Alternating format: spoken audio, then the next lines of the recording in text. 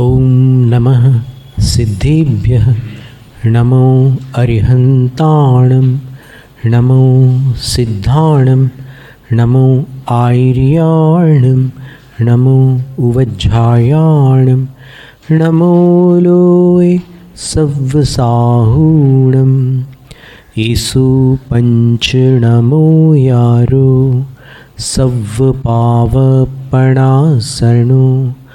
मंगलाणं च सव्वेसिं पढमं हवै मंगलं चत्तारि मंगलम् अरहंत मंगलं सिद्ध मंगलं साहु मंगलं केवलिपण्णत्तो धम्मो मंगलं चत्तारि लोगुत्तमा अरहंत लोगुत्तमा सिद्धलोगुत्तमा साहुलोगुत्तमा केवलिपण्णत्तो धम्मो लोगुत्तमा चत्तारि शरणं पव्वज्जामि अरहंत शरणं पव्वज्जामि सिद्ध शरणं पव्वज्जामि साहु शरणं पव्वज्जामि केवलिपण्णत्तो धम्मो शरणं पव्वज्जामि। त्रिलोक त्रिकालवर्ती पंच परमेष्ठियों को नमन। महादेवादिदेव परम भट्टारक अरहंत परमात्मा जिनेन्द्र प्रभु वर्तमान धर्म तीर्थ शासन नायक तीर्थंकर भगवान श्री महावीर वर्धमान स्वामी की नमो प्रणाम। द्वादशांग श्रुत देवता स्वरूपा भगवती जिनवाणी सरस्वती देवी माता को भावपूर्ण वंदन। पूर्व शताब्दी के ज्ञानी ध्यानी तपस्वी परम श्रद्धेय धुरंधर आचार्य चारित्र चक्रवर्ती शांति सागर मुनिराज को नमोस्तु। दीक्षा शिक्षा गुरुवर आचार्य श्री विद्यासागर महाराज को नमोस्तु।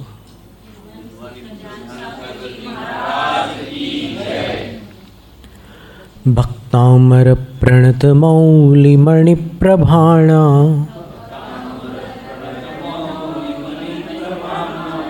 मुद्योत कंदलित पाप तमोवितानम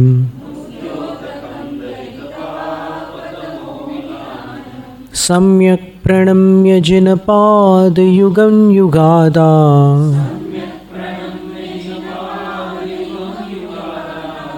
वालंबनं भवजले पततांजनानां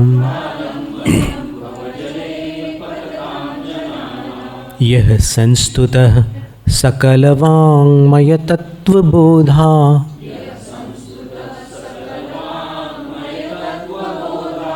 दुद्भूत बुद्धिपटुभिः सुरलोकनाथैः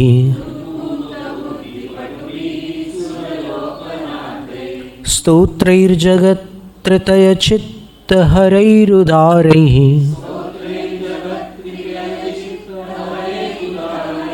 स्तोष्ये किलाहमपि तं प्रथमं जिनेन्द्रम्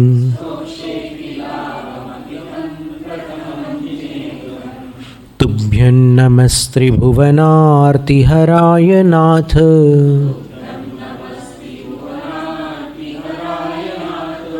तुभ्यं नमः क्षितितलामलभूषणाय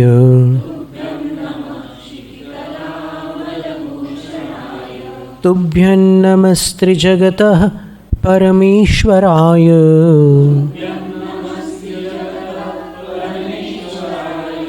तुभ्यं नमो जिनभवो दधिशोषणाय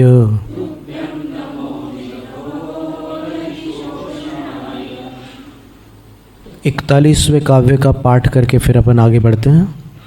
रक्ते क्षणं समदको किल कंठ नीलम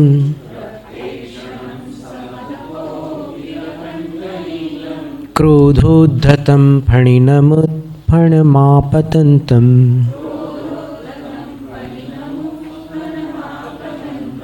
आक्रामतिक्तमनोरथं क्रमयुगेण निरस्तशङ्कस्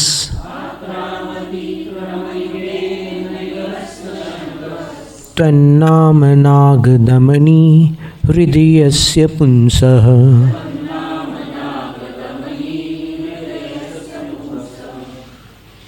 अब 42वां काव्य है।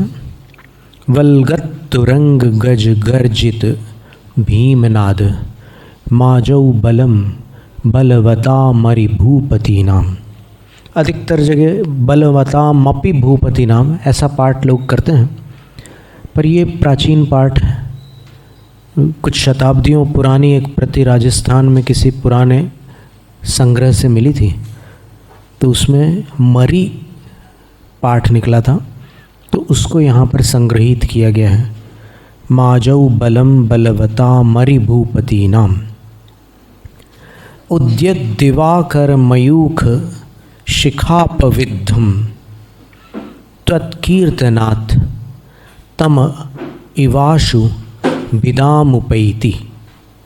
लय में पढ़ते हैं। वल्गत्तुरंग गज गर्जित भीमनाद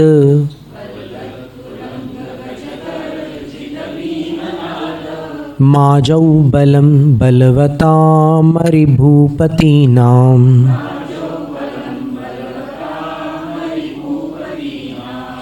उद्यत दिवाकर मयूख शिखापविद्धम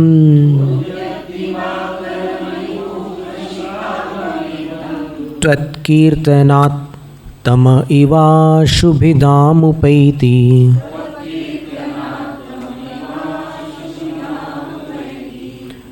मंद गति में पढ़ते हैं। वल्गत्तुरंग गजगर जित भीमनाद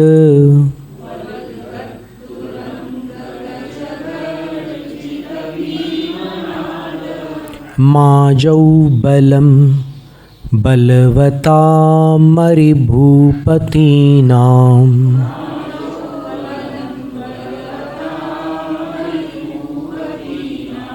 उद्यत दिवाकर मयूख शिखापविद्धम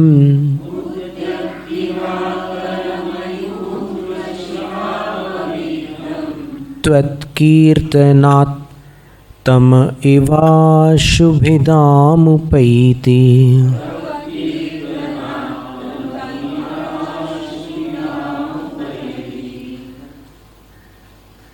हे आदिश्वर प्रभु, आजऊ रणांगण में, आजी का अर्थ मराठी वाली नहीं, आजी, आजी का अर्थ रणभूमि। रणभूमि में, रणांगण में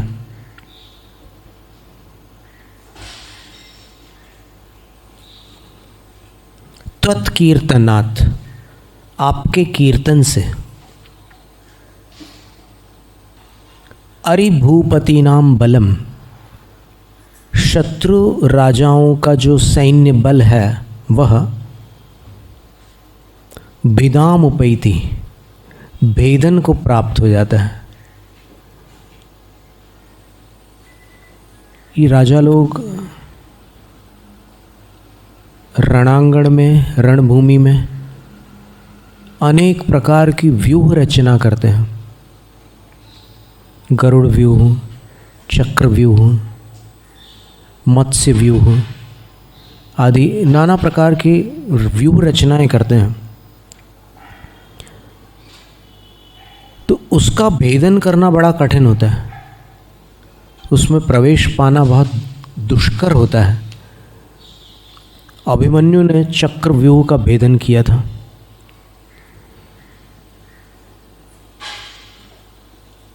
तो यहाँ आचार्य कहते हैं कि रणांगण में जो शत्रु राजाओं की व्यूह रचना है उसका भेदन त्वत्कीर्तनात्, आपके कीर्तन से आपके भक्त कर डालते हैं।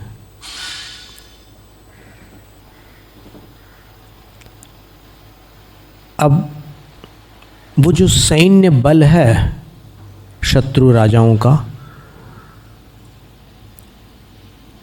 उसकी विशेषता बतला रहे हैं। वल्गत तुरंग गज गर्जित भीम नादम। कैसा है वो सैन्य बल कि जिसमें वल्गत तुरंग, हिन हिनाने वाले घोड़े हैं। घोड़े अपने सामने के दोनों पैर उठा करके एक ध्वनि निकालता है, वो चीसने जैसी ध्वनि होती है। और गज गर्जित, गज गर्जित का अर्थ होता है गजों की, हाथियों की चिंगाड़। और फिर सेना में जो अन्य मनुष्य आदि हैं वो भी कभी जोश में कोई आवाज़ निकाल लेते हैं। तो वो सैन्य बल ऐसा है कि जिसमें भीमनाद, भयंकर नाद हो रहे हैं। घोड़ों की आवाज़ें आ रही है, हाथियों की आवाज़ें आ रही है, और युद्ध के नगाड़े भी बजते हैं। रणभेरी जिसको कहते हैं, शब्द सुना हो आपने। रणभेरी का अर्थ होता है युद्ध के नगाड़े। तो इन सब की ध्वनियों के कारण एक भयंकर नाद उठ रहा है रणभूमि में, और वो नाद उस सैन्य बल से उठ रहा है। और वो शत्रु राजा कैसे हैं? बलवताम, बलवान, ऐसे साधारण राजा नहीं हैं, बड़े शक्ति संपन्न राजा हैं। अक्षौहिणी सेनाएं हो सकती हैं उनके पास। जैसे विभीषण ने जब विवश होकर, रावण द्वारा अपमानित होकर लंका का परित्याग किया था, रावण ने उनको देश निकाला दे दिया था कि तू हमारा भाई होकर के भी शत्रु के पक्ष में बोलता है, तेरा यहाँ कोई काम नहीं है, चल बाहर निकल जा। विभीषण ने निवेदन किया कि आपने ही मुझे वरदान दिया था कि जब भी कोई उचित बात कहनी हो तो तुम कह सकते हो, तो मैं आपके लिए हित की बात कह रहा हूँ। पर दशानन कहता है कि नहीं, तुम शत्रु के पक्ष की बात कर रहे हो, सीता को लौटाने की बात कर रहे हो, इसलिए तुम मेरे शत्रु हुए। विभीषण ने चरणों में नमस्कार करके कहा कि भैया, मेरी बात आपके लिए कभी हानिकारक नहीं होगी, अवश्यमेव हितकारक होगी। लेकिन दशानन ने पैर से ठोकर मार दी और देश निकाला दे दिया। जब विभीषण दशानन को छोड़कर लंका से प्रस्थान कर रहे थे, तब 31 अक्षौहिणी सेनाएं जो विभीषण के पक्ष को उचित मान रही थी, वो भी लंका छोड़ करके चली गई। ऐसा उत्तर पुराण की रामायण में उल्लेख मिलता है। रामायण बहुत सारी है, आज लगभग 300 से अधिक रामायण उपलब्ध हैं। लखनऊ में एक रामायण प्रकाशन समिति है, वहाँ सारी रामायणें उपलब्ध हैं। तो उसमें कुछ जैन रामायण भी हैं। पंप रामायण है, जैसे कन्नड़ भाषा में लिखी हुई पंप रामायण है, वो जैन रामायण है, वो भी वहाँ पर उपलब्ध है। तो वहीं से लेकर के हमने उसका स्वाध्याय किया था, पंप रामायण का। कन्नड़ भाषा में थी, पर हिंदी अनुवाद था, इसलिए स्वाध्याय हो गया। कन्नड़ होती तो और कोई विद्वान का आलम्बन लेकर के वाचना के माध्यम से कर लेते थे, पर उसका स्वाध्याय कई वर्षों पहले किया था। और ऐसे बहुत सारे रामायण हैं। तो ये जो सेनाएं होती है, अक्षौहिणी सेना, अक्षौहिणी सेना में हाथियों की एक निर्धारित संख्या होती है, रथों की एक निर्धारित संख्या होती है, अश्वों की अर्थात घोड़ों की एक निर्धारित संख्या होती है, पदातियों की जो पैदल सैनिक होते हैं उनकी एक संख्या होती है। ऐसा एक निर्धारित बहुत विशाल समूह होता है उसमें, जिसको अक्षौहिणी संज्ञा प्राप्त होती है। तो बलवान शत्रु राजाओं की ऐसी विशाल सेनाओं का जो समूह है, सैन्य बल है रणांगण में, वह तत्कीर्तनात् आपके कीर्तन से, कीर्तन का अर्थ स्मरण है, लयबद्ध भगवान का नामोच्चारण करते चले जाना, करते चले जाना। 10 मिनट, 15 मिनट, 20 मिनट, आधा घंटा, पौन घंटा, 1 घंटा। जैसे अभी जैन परंपरा में नमोकार पाठ की एक पद्धति जीवित है, भक्तामर पाठ की एक पद्धति आज भी देखने को मिलती है। और उसमें भक्तामर पाठ में वो लोग बीच में हिंदी वाला भी करते हैं, कभी संस्कृत का भी करते हैं। वस्तुतः पाठ जो है वो मूल ही होता है। अब आपने अगर हिंदी अनुवाद का पाठ कर लिया तो हिंदी अनुवाद पढ़ने में कोई आपत्ति नहीं है, लेकिन कोई आप अनुष्ठान कर रहे हैं तो अनुष्ठान में तो मूल आचार्य की कृति ही पठनीय है। तो भक्तामर प्रणत मौलि मणि प्रभाणा, इससे यहाँ से लेकर तम मान तुंग मवशा समुपैति लक्ष्मी ही। और अगर अखंड पाठ करना है तो बीच में जयकारा नहीं लगाना। समुपैति लक्ष्मी ही भक्तामर प्रणत मौलि मणि प्रभाणा, ये अखंड हुआ, क्योंकि आपको लगातार पाठ करना है ना। संभव है आपने 12 घंटे का पाठ रखा हो, संभव है 24 घंटे का रखा हो, उसमें कोई आपत्ति नहीं है। अब कई पाठ रखते हैं और फिर बीच में चाय पीने चले जाते हैं, नाश्ता करने चले जाते हैं, रात में भी कुछ पान सुपारी वगैरह चलती है। तो अगर आप धर्मानुष्ठान कर रहे हैं तो नियमों के साथ करने पर उसका विशेष फल होता है। और आप वही डील रखोगे, वही रवैया रखोगे जो घर पर चल रहा था, तो फिर कुछ अलग तो नहीं कर रहे ना आप। आपको लग रहा है कि इतना सब छूट रखने के बाद आप घर से इस अनुष्ठान में कुछ अलग कर रहे हो, वैसे ही लगेगा, बस स्थान अलग लगेगा। तो वैसा ना करते हुए अगर आप कुछ नियमों के साथ करते हैं तो उससे विशेष समर्पण होता है, भक्ति भाव होता है। तो वो अखंड पाठ की पद्धति आज जैन परंपरा में पाई जाती है, लेकिन कीर्तन की पद्धति लुप्त प्राय है,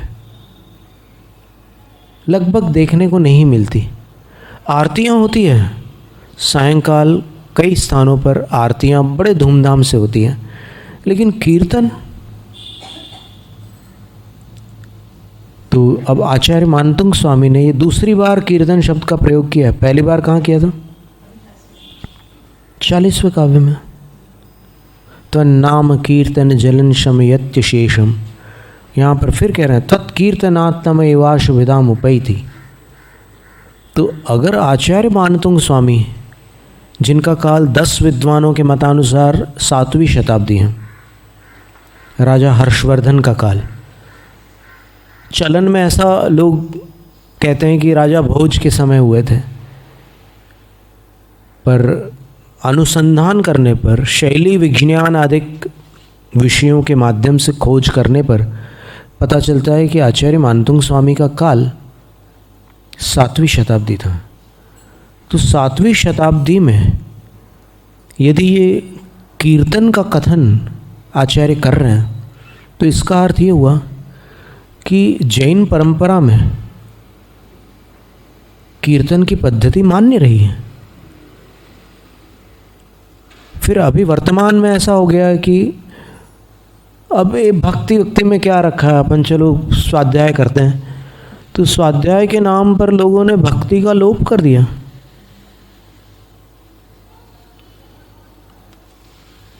अब जिनकी वाणी का आप स्वाध्याय कर रहे हो,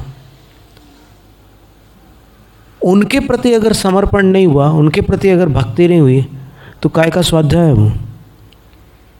कोई बात अगर आपके गले नहीं उतरेगी तो आप उसको अस्वीकार कर दोगे। कितनी देर लगती है अस्वीकार करने में? मैं नहीं मानता, ऐसा बोल दोगे। कई लोग बोलते ही हैं आज भी कि मैं ये नहीं मान सकता। अरे मैं शब्द इस अपार जिन शासन में एक बूंद के बराबर भी नहीं है, और मैं जो है वो मान कषाय से निकला हुआ शब्द। जहाँ जूते चप्पल उतारते हैं वहाँ उस मैं को उतारने के बाद भक्ति प्रारंभ होती है।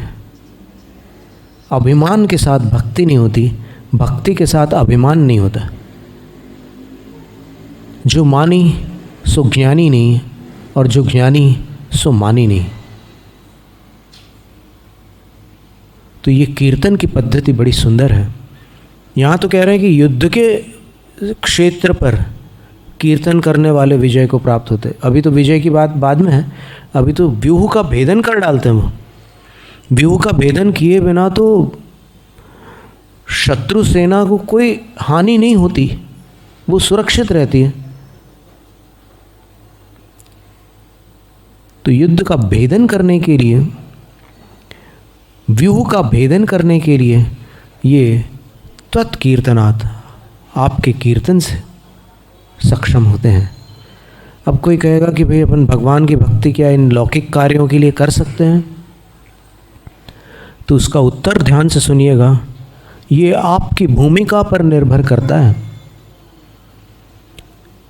आप सराग होकर अगर वीतराग होने का ढोंग करेंगे तो नहीं कर सकते आप। लेकिन उस ढोंग से ध्यान रखना, वीतरागता नहीं आने वाली, किंतु राग में वृद्धि अवश्य हो जाएगी।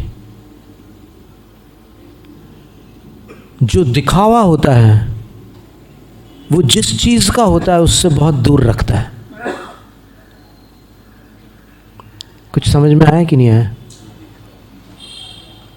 आप ज्ञानी होने का दिखावा करेंगे तो वो दिखावा आपको ज्ञान से दूर करेगा। आप भक्त होने का दिखावा करेंगे तो वो दिखावा आपको भक्ति से दूर करेगा। आप वैरागी होने का दिखावा करेंगे तो वो दिखावा आपको वैराग्य से दूर करेगा। और आप वीतराग होने का दिखावा करेंगे तो वीतरागता से वो दिखावा आपको दूर कर देगा। ये दिखावे का धर्म नहीं है, ये अंतः शुद्धि का धर्म है।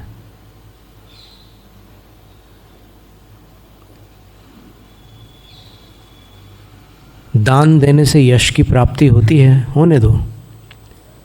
यश के लिए दान मत करो।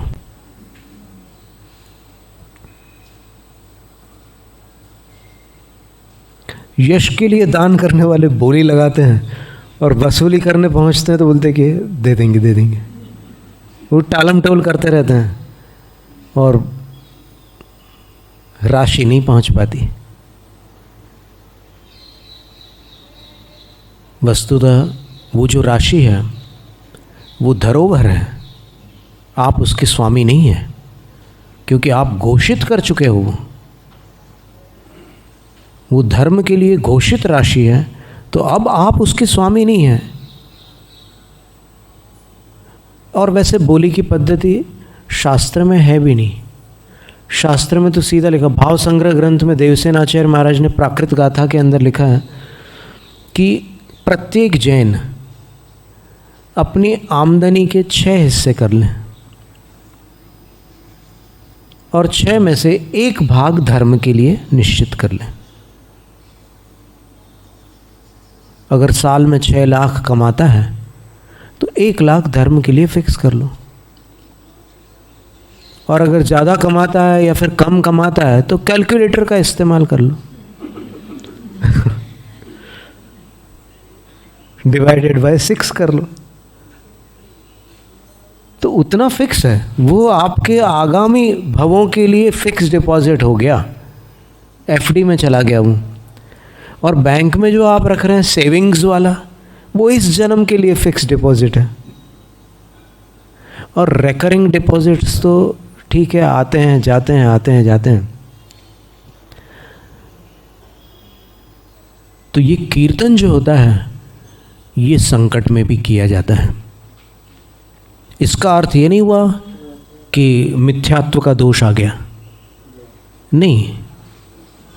कभी कभी सम्यक दृष्टि भी सकाम भक्ति कर लेता है, शास्त्र में इसका वर्णन है। भक्ति दो प्रकार की होती है, निष्काम भक्ति, सकाम भक्ति। अब श्रेष्ठ कौन सी है अगर पूछोगे तो निष्काम भक्ति श्रेष्ठ है, उसमें तो कोई दो मत नहीं है। निष्काम का अर्थ होता है भक्ति कर रहे हैं आप, उसके बदले कोई कामना नहीं कर रहे हैं, बहुत अच्छी बात है, वो श्रेष्ठ है। लेकिन कदाचित सकाम भक्ति भी आवश्यक हो जाती है, अनिवार्य हो जाती है। जैसे ब्रह्मचारी जिनदास जी आचार्य शांति सागर महाराज श्री के पास पहुंच करके पूछते हैं कि आचार्य श्री मैं क्या करूं, बहुत बुरे विचार आ रहे हैं मेरे, मुझे ऐसे भी विचार आते हैं कि मैं अपनी जीवन लीला का अंत कर डालूं। क्यों? बोले कि मुझे मनुष्य पर्याय मिली, जैन धर्म मिला, पुरुष का शरीर मिला, पर मुझे ऐसा रोग है कि मैं दीक्षा नहीं ले सकता, क्या करूं? तो आचार्य महाराज ने पूछा कि कैसा रोग है? बोले कि चर्म रोग है, मुझे सफ़ेद दाग हो गया। तो आचार्य जी ने कहा 1.25 लाख नमोकार मंत्र की जाप देकर फिर मेरे पास आओ। वो चले गए, 1.25 लाख नमोकार मंत्र की जाप दी उन्होंने। किस लिए दी?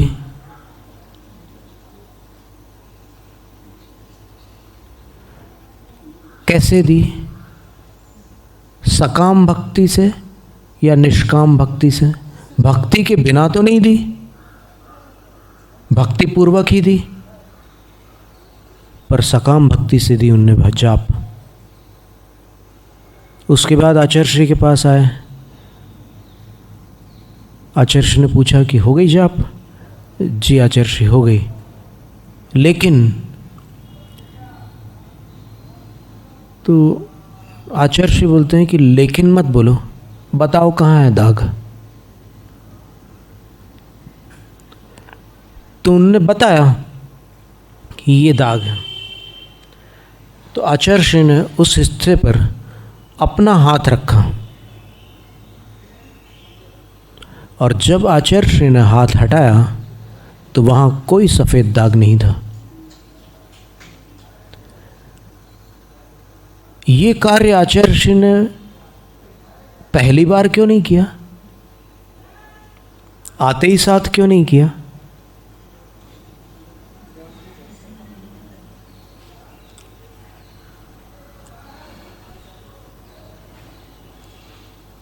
क्योंकि कार्य की सफलता के लिए पुण्य का खाता भी जरूरी है। और जब 1.25 लाख के पुण्य का खाता हो चुका तब काम बन गया। दोनों बातें। आचार्य श्री, ऐसा नहीं है कि आचार्य श्री के पास उस समय करने की शक्ति नहीं थी, शक्ति थी, कर सकते थे वो, लेकिन आचार्य श्री ने ये करुणा की उनके ऊपर कि अभी ठीक तो हो सकता है, लेकिन इसको पुण्य कमाने का अवसर दिया जाए। क्योंकि जब व्यक्ति पर संकट आता है तब व्यक्ति ढंग से पुण्य कमाता है, और जब उसको पुण्य का उदय रहता है तो लापरवाह हो जाता है। तो अभी अच्छे 1.25 लाख जाप में से कोई आगे पीछे नहीं करेगा, बढ़िया ढंग से 1.25 लाख जाप करेगा ये, और वो उसको कई भवों तक काम आएगी। तो सकाम भक्ति भी जैन शासन में मान्य है। पुराणों में भी अपन देखें तो जय कुमार सुलोचना का चरित्र है। प्रथम स्वयंवर जो हुआ था इस अवसर्पिणी काल में, वो सुलोचना का हुआ था। राजा अकम्पन की पुत्री थी, और जब स्वयंवर हुआ तो उसने वरमाला भरत चक्रवर्ती के सेनापति के कंठ में डाल दी। जय कुमार जो सेनापति था, उसके कंठ में वरमाला डाल दी। अब भरत चक्रवर्ती का पुत्र भी उस स्वयंवर सभा में उपस्थित था। किसी ने उसके कान भर दिए कि देखो, आप चक्रवर्ती के पुत्र हैं, लेकिन कन्या ने आपको छोड़कर सेनापति के गले में माला डाल दी, ये तो घोर अपमान हुआ आपका। तो वो भी आवेश में आ गया और उसने कहा कि कन्या को मेरे अतिरिक्त कोई नहीं ले जाएगा। तब राजा अकम्पन ने निवेदन किया कि स्वयंवर प्रारंभ होने से पूर्व स्वयंवर का स्वरूप यहाँ पर अच्छी तरह समझा दिया गया था। स्वयंवर ये शब्द स्वयं सूचित करता है कि कन्या स्वयं वर का वर्ण करती है, फिर इसमें कोई हस्तक्षेप नहीं कर सकता, कोई आपत्ति नहीं उठा सकता। अब आप कैसे आपत्ति उठा रहे हो? बोले, मैं चक्रवर्ती का पुत्र हूं और मैं अपने अपमान पर आपत्ति उठा सकता हूं।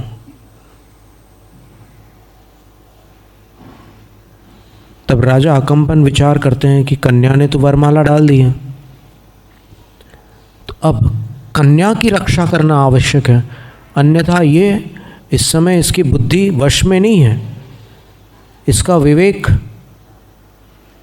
स्खलित है, तो ये कन्या का स्पर्श न कर ले, कन्या का अपहरण न कर ले, इसलिए कन्या की रक्षा करना मेरा कर्तव्य है।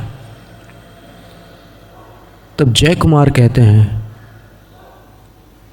कि हे राजन, जब तक कन्या ने मेरे कंठ में वरमाला नहीं डाली थी तब तक आप इसके रक्षक थे। अब मैं हूं, मुझे केवल एक रथ की आवश्यकता है। मैं देखता हूं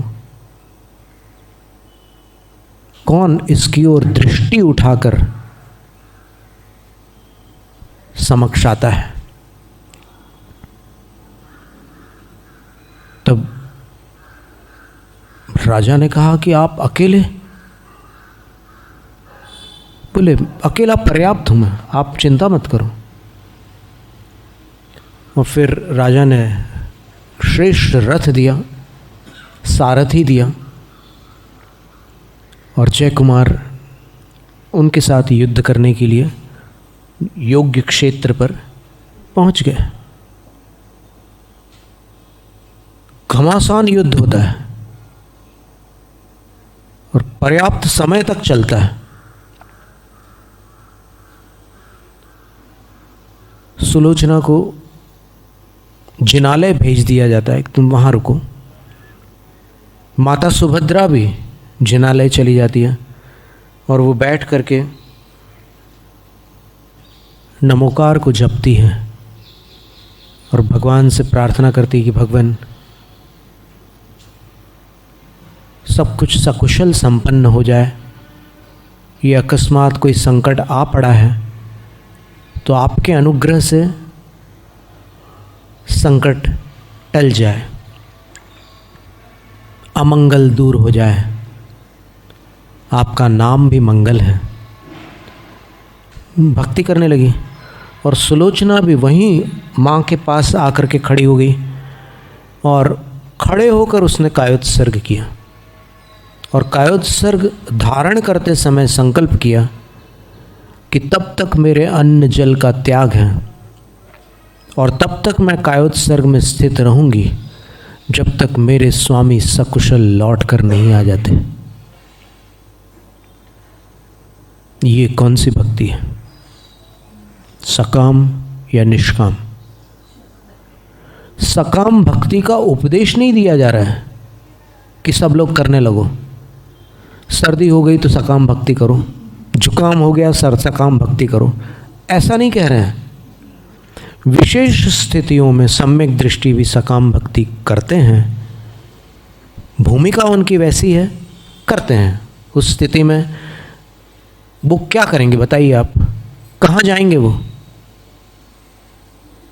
क्या वो भगवान को छोड़ देंगे, भक्ति को छोड़ देंगे? नहीं, लेकिन वो ऐसी प्रार्थना कर सकते हैं, ऐसा शास्त्र में वर्णन मिलता है। और उसने खड़े होकर कायोत्सर्ग किया, ये भी जिनसेन आचार्य लिख रहे हैं, जय धवला के रचनाकार। आजकल लोग बोलते हैं कि खड़े होकर कायोत्सर्ग नहीं कर सकते।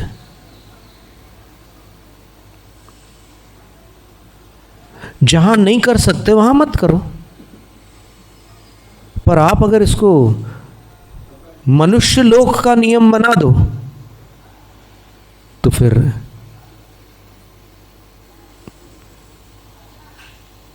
समस्या खड़ी हो जाएगी। खड़े होकर कायोत्सर्ग करने से असाधना होगी, दोष लगेगा, तो सबसे पहला दोष तो सुलोचना सती को लग गया होगा। मन गढ़ंत बहुत चल रहा है आजकल। कोई बात नहीं, जो कर रहे हैं उनको करने दो। अगर आपको कोई टोके तो आप कहना कि आपकी जय हो, आप जो करना हो करो, मुझे जो करना है मुझे करने दो। जियो और जीने दो, महावीर स्वामी का क्या संदेश, जियो और जीने दो, करो और करने दो। तुम्हें जो करना है तुम करो, हमें जो करना है हमें करने दो। जबरदस्ती तो नहीं कर सकता ना कोई। नागपुर में किसी विद्वान ने आकर के कह दिया कि प्रतिमा को नहीं छू सकते, प्रतिमा को छूने में दोष है। और एक ब्रह्मचारी जी हैं, वो प्रतिमा को छूते थे, तो किसी ने उनको टोका कि प्रतिमा को नहीं छूना। बोले कि तुम्हें नहीं छूना है मत छूओ, मैं छूंगा, लाख बार छूंगा, रोक के बताओ। बोले तो ऐसे निरर्थक धारणाएं लोगों के दिमाग में जब चली जाती है तो फिर जो सौहार्द का वातावरण है, जो आपसी प्रेम और वात्सल्य है, उसको क्षति पहुंचती है। ये समय वात्सल्य को क्षति पहुंचाने का नहीं है, ये समय सबको हिल मिलकर एक होने का समय है।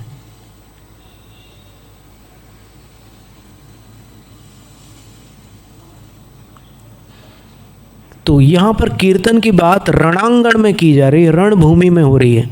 तो इस पर से हम आपसे ये कहना चाह रहे थे कि जब आचार्य मानतुंग स्वामी लिख रहे हैं तो आचार्य मानतुंग स्वामी कोई ऐसे मिथ्या दृष्टि तो नहीं होंगे। आचार्य मानतुंग स्वामी आगम से अनभिज्ञ तो नहीं होंगे। आचार्य मानतुंग स्वामी को सकाम भक्ति और निष्काम भक्ति का परिचय तो रहा होगा।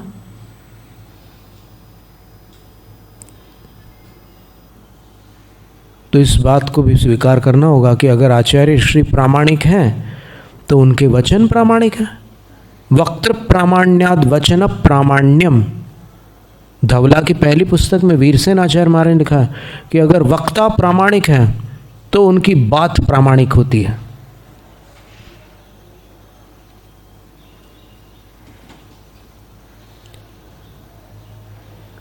तो आपके कीर्तन से हे प्रभु वह व्यूह रचना भेदन को प्राप्त हो जाती है। किसके समान? तो आचार्य उदाहरण दे रहे हैं, उद्यत दिवाकर मयूख शिखा पविद्धम, उगते हुए दिवाकर की मयूख अर्थात किरणों से, और किरणों की जो शिखा है, किरणों का जो अग्रभाग होता है, नुकीला भाग होता है, उसको किरण शिखा कहते हैं।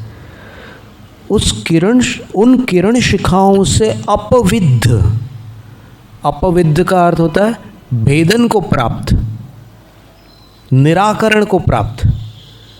उगते हुए दिवाकर की किरण शिखाओं से अपविद्ध अर्थात विनष्ट, तमः एव, तम के समान, अंधकार के समान।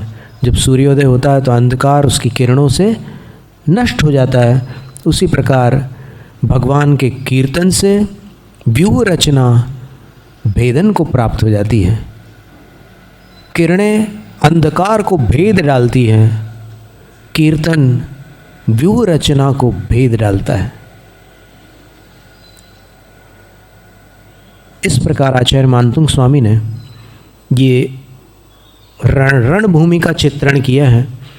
इन 8 संकटों का जो वर्णन है भक्तामर में, सबसे पहले हाथी का संकट, फिर सिंह का संकट, फिर दावानल का संकट, फिर सर्प का संकट, और ये 5वां युद्ध का संकट।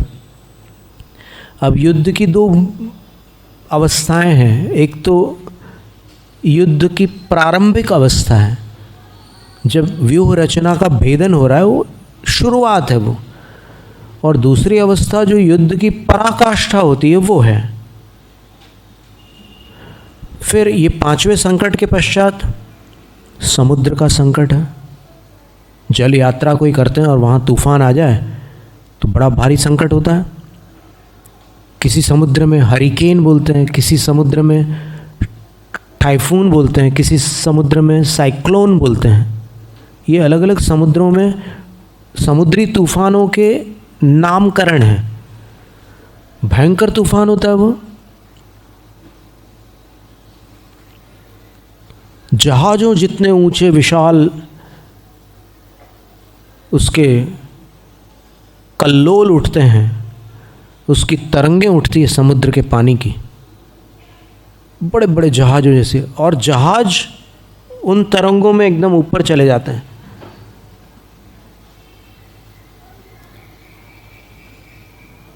तो युद्ध का प्रारंभ और युद्ध की पराकाष्ठा, ऐसी 2 स्थितियां होती है।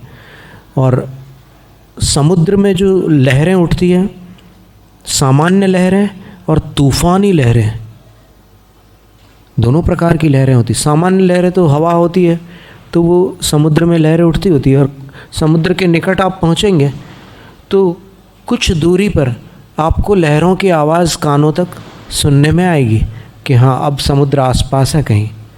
उन लहरों की आवाज़ सुनकर आप पहचान सकते हैं।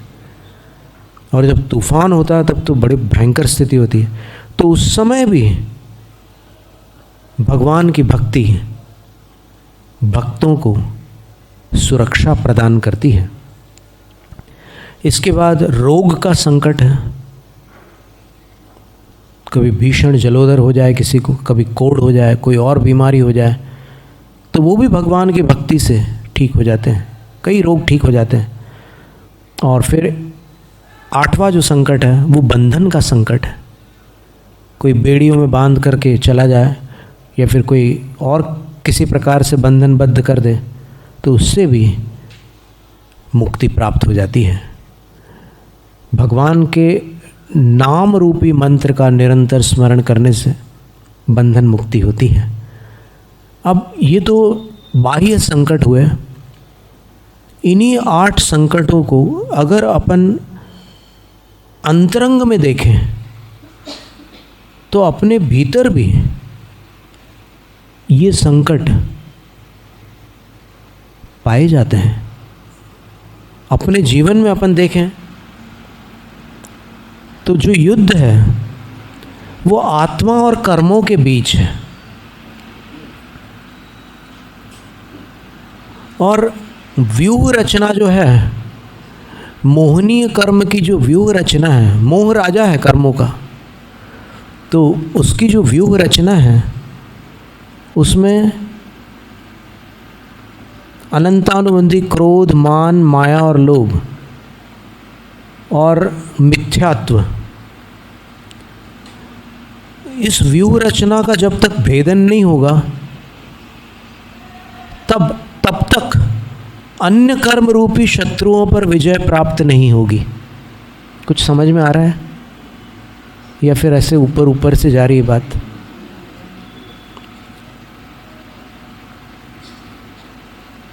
तो व्यूह रचना जो है वो मिथ्यात्व की है, तगड़ी व्यूह रचना है।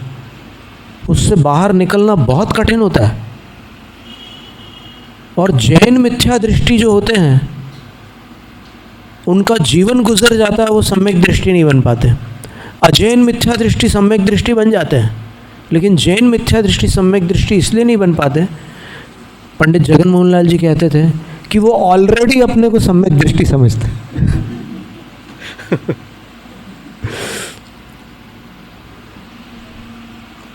वो मानने को तैयार ही नहीं हो सकते कि मैं मिथ्या दृष्टि हूं। जो मानेगा कि मैं अज्ञानी हूं वही तो ज्ञानी बनेगा। वो मानने को तैयार ही नहीं है, नहीं मैं बिल्कुल ठीक हूं, मेरी धारणा बिल्कुल सही है, मेरा सम्यक बिल्कुल शुद्ध है।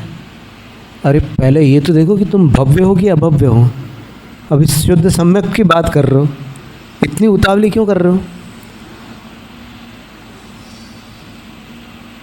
तो व्यूह रचना का भेदन, मिथ्यात्व और अनंतानुबंधी कषाय, ये गृहीत मिथ्यात्व भी कितने प्रकार के होते हैं। जो परोपदेश पूर्वक मिथ्यात्व होता है वो बड़ा प्रचंड होता है। एक तो बिना उपदेश के सहज रूप से अंदर से धारणा उल्टी चल रही है, मिथ्यात्व है, वो किसी ने सिखाया नहीं है। और एक आप ट्रेंड रूप से मिथ्या दृष्टि बने हो, तो ट्रेंड मिथ्या दृष्टि को बदलना बहुत कठिन होता है। अगर किसी सत्कर्म से और अगर सद्बुद्धि से वो निष्पक्ष होकर जिनवाणी को समझने का पुरुषार्थ करे, तब उसको विवेक आएगा कि अरे मैं तो चूक कर रहा था। अपनी चूक समझ में आएगी और उसको जब वो सुधारेगा तब सम्यक दृष्टि बन जाएगा। सम्यक दृष्टि बनने में कोई देर नहीं है, मिथ्यात्व छोड़ने में देर लग रही है। अनंतानुबंधी कषाय छोड़ने में विलंब हो रहा है। अगर विनम्र हो जाए, माँ की बात सुन ले कि अरे तुम लोग क्या मूर्खों जैसे लड़ रहे हो, तुम लोग सगे भाई हो, तुम समझते क्यों नहीं हो। जब पता चलता है अपने संबंध के बारे में माँ के मुख से, तो दुर्बुद्धि नष्ट हो जाती है, सद्बुद्धि उत्पन्न हो जाती है। और सद्बुद्धि उत्पन्न होने के बाद एक अंतर मुहूर्त का वो पंचलब्धि का काल होता है। पंचलब्धियाँ हो गई, मिथ्या दृष्टि सम्यक दृष्टि बन जाता है।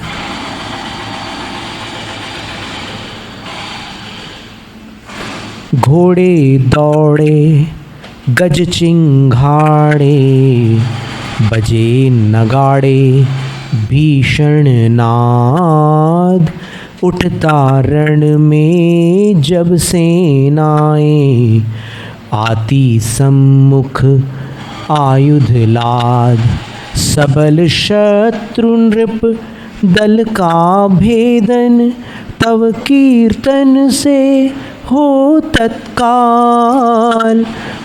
रवि किरणों से जैसे हटता, पल में सारा तम विकराल। जय जय आदिश्वर स्वामी,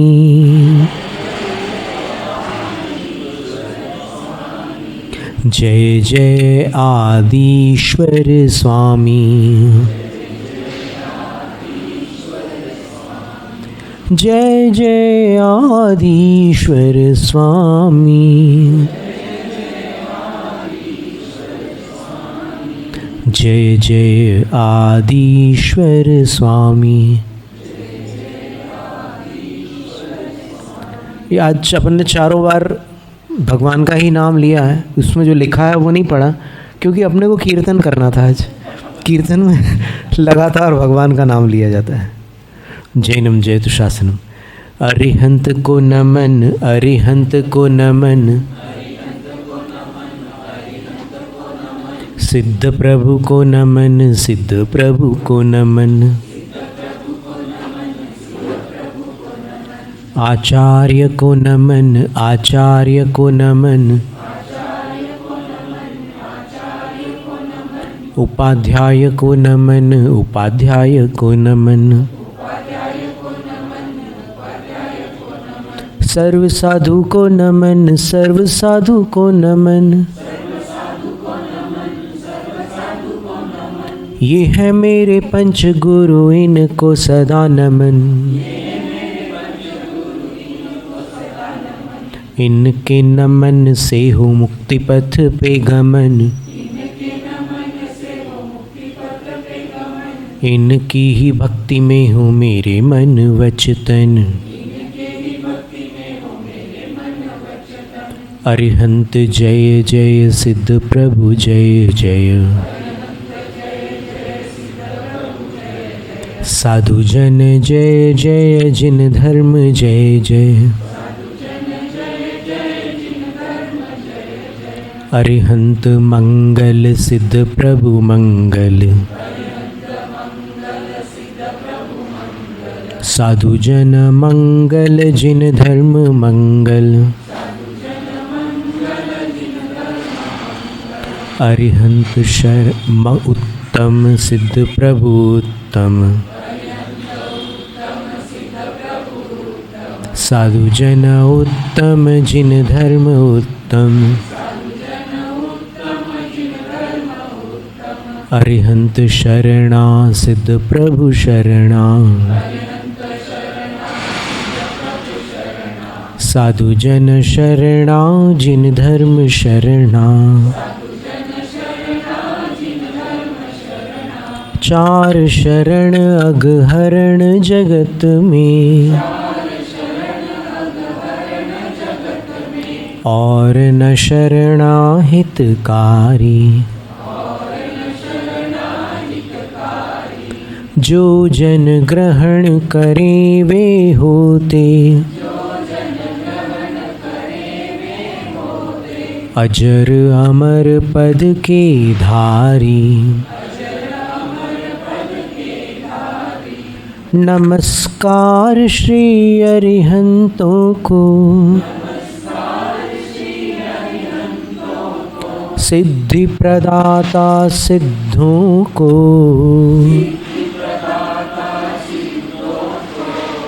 आचार्यों को, उपाध्यायों को, सर्वलोक के संतों को।